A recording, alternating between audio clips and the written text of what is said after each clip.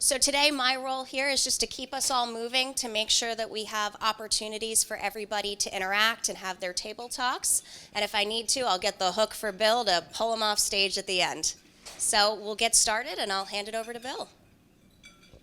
But I think, the biggest thing is that I think the insurance industry as a whole doesn't do enough to educate the consumers, okay, about their product and things like that. And I think, with the other thing is I'm seeing that a lot of carriers are cutting back on their training. And that really is, I don't think that's good. I find with people that I deal with, all the time regularly, sometimes it's not what you say, it's how you say it.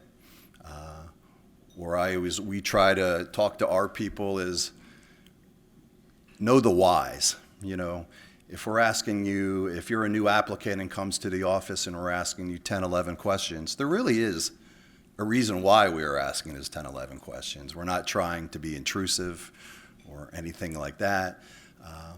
But as long as you can understand the reason why we're asking that, we can explain it to the person at the time of the application, okay?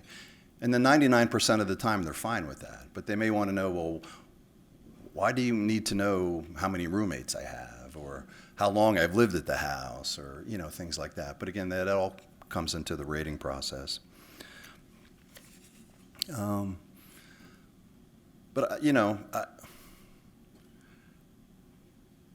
trying to think here. Really, I know we're going to get into questions at the end because I know you got a shot at an insurance guy here. You can take your best shot, but but again, I think that's the biggest thing is the misunderstanding. But like I said, when it comes to ethics, and I think Cindy will agree, that the majority of the people in the industry, particularly in the Lehigh Valley, are ethical and act ethically. But it's something that you just can't take for granted. Okay. But the one thing I thought of was a case study. The thing is these drones, okay? We're seeing a lot of that. I read something in one of the trade publications recently that they say by the year 2020, there's going to be 2.5 million drone units in the United States, okay?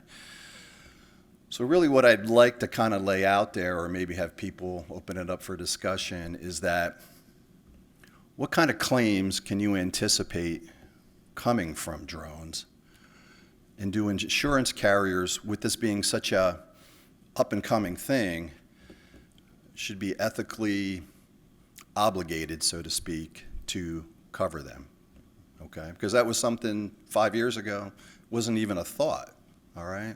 So some companies are doing it now and some companies aren't, but the ones who aren't, is it something that they really should be getting? But if you really think about it, is what kind of claims really, would you think would be involved with drones? Now I'm talking about the personal use drones, not the ones that, commercially and traffic and, the police and things like that, fire companies, So I don't think that drones should be insured because, I think that drones, especially for like residential uses, they're not like cars in the fact that they don't have much of an everyday purpose.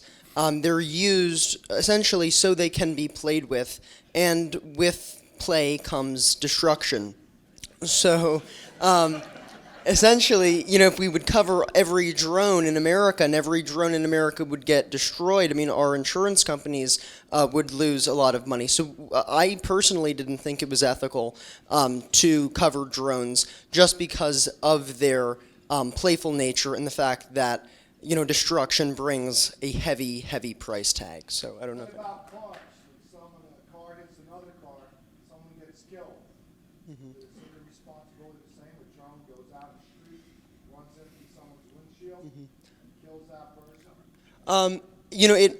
Right. So it might be the other way around. I could see that as far as, a drone, being required to have insurance for if the drone causes damage, but not the fact that the drone itself is covered for that damage. About to replace the drone itself. Correct. Okay, very good.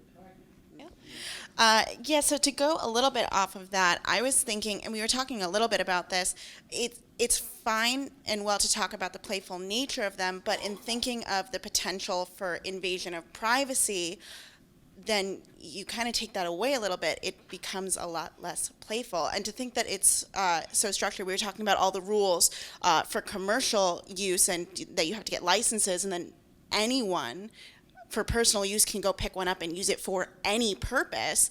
I think that, obviously, again, I'm one of those people who doesn't have an answer, but it gives you something to think about. And we had one question over at our table, which was, if a drone comes onto your property and injures someone, who's liable? Well, that's actually a good question. And, I think kind of the unique thing with it, these are so relatively new that there hasn't really been a whole lot of historical data behind it. But it would be, okay? I think, and we can circle back. And first of all, does anybody have a drone here? I mean, all kidding aside. All right, a couple people? Okay, all right. Yeah, How could the insurance company say that Seth was flying that drone?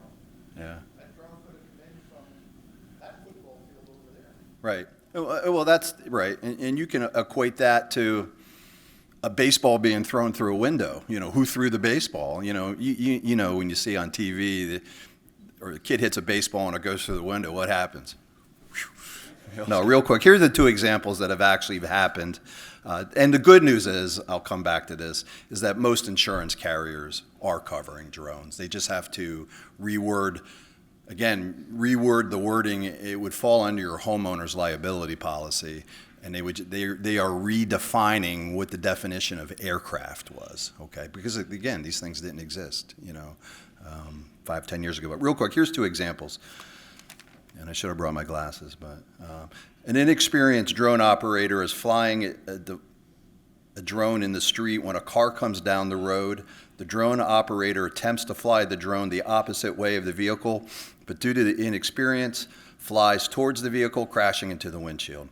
The driver attempts to swerve and crashes into a retaining wall, and then there are injuries to the passenger and damages to the vehicle and the wall. So, that is actually one that actually happened. And then the other one is, again, this is just food for thought. A teenager is playing in the backyard with his new drone when he loses control and lands in the neighbor's fenced yard. This kind of sounds like that movie, The Sandlot, but the teenager attempts to retrieve the drone by climbing over the fence, and he gets hit in the leg by the neighbor's, or gets bit in the leg by the neighbor's dog and damages the fence. So again, with new technology comes new scenarios, new issues, new problems.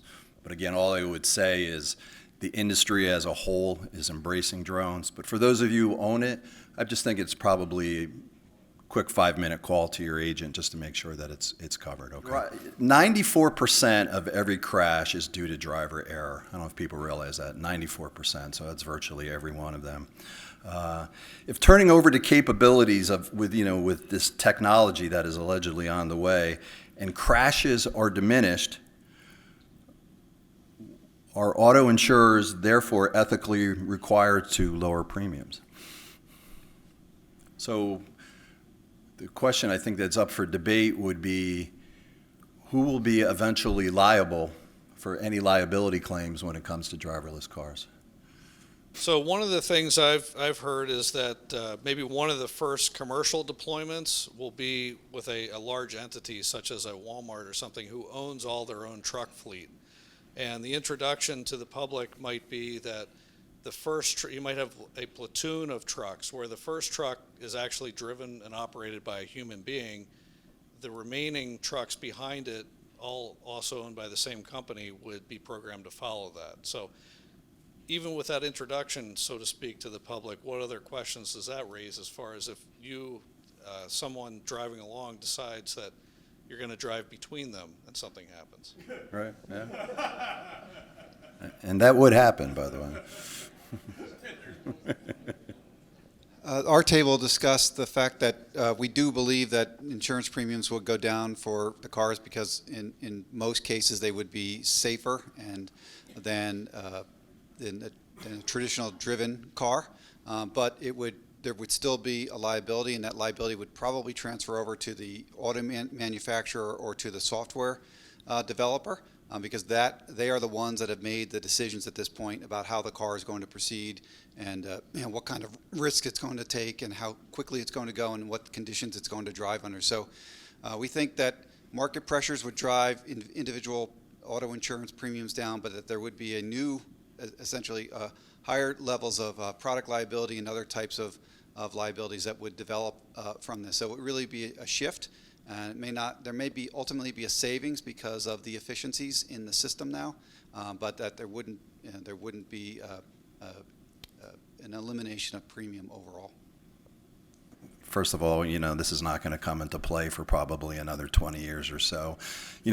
But I think overall they are saying that the premiums will diminish because somebody brought the point up here.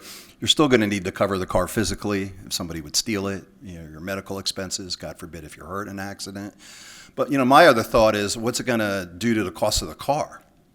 So my thinking is you're probably paying for it somewhere, whether you're paying for it in an insurance premium or where you're paying it for it in the price of the car. And, the other thing is there's always going to be that mixture as they become more prevalent. You're going to have driverless cars and driver-driven cars, and what if they hit, and what if they hit a drone, and, Yeah, but theft's gonna be eliminated for the car, because once the guy gets out of the car to go to a Wawa, the car's gonna come home on its own, like Yeah. the dog. Yeah, like the Jetsons. Remember the Jetsons? That's what they did on the Jetsons.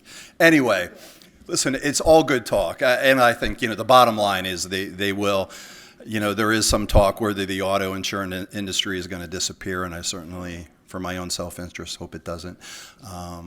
But again, I don't think that's going to be the case. But it's something down the line. But listen, I wanted to thank you all for coming and listening to this, and hope we've had some stimulating conversation. But I'm going to be around here for a while. If anybody wants to come up and say hello or ask questions, hit the insurance guy. All right, thank you.